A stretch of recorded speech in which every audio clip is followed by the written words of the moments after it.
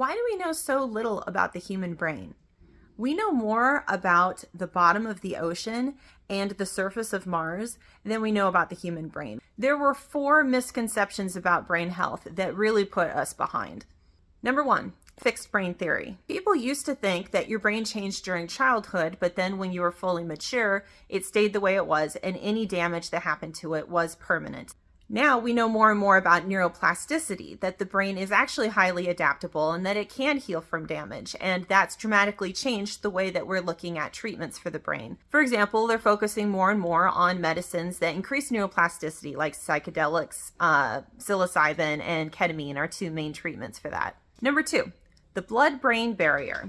The blood-brain barrier is a layer of protective tissue that filters out what can come in and out of the brain. Scientists didn't have a great understanding of what did and did not go into the brain. For example, doctors didn't used to think that immune responses, which cause inflammation in the rest of the body, could cause inflammation in the brain because cytokines cannot get through the blood-brain barrier.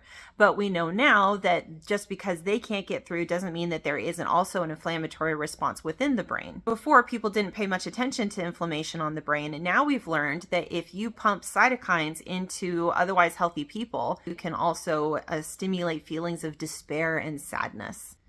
Number 3, dualism. This became an idea when doctors decided to separate mood and emotions from the physical. So psychiatrists were in one field, neurologists were in the other, and never the twain shall meet.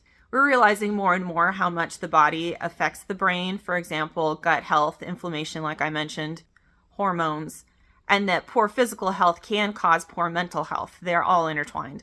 Number 4 was the idea that depression is caused by a neurotransmitter imbalance or a chemical imbalance. The way this came about is doctors found out on accident that certain medications can change people's moods, and they discovered that it was most likely because the medications were increasing people's neurotransmitters. But they falsely assumed that the only reason the increase in neurotransmitters would be so helpful would be if there was an insufficient amount of these neurotransmitters in the first place.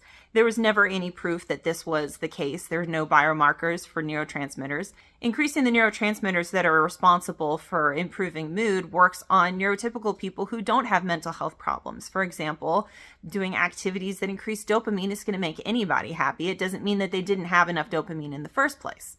Now we know that depression can be caused by a multitude of different things, such as nutritional deficiencies like iron, or hormonal imbalances like menopause, or brain injuries. Now that these misconceptions are more or less going away in mainstream medicine, we're making a lot more progress in mental health care. It does make me wonder, though, how many things we believe now are going to end up being misconceptions 10, 20, 30 years from now. It's important to keep an open mind.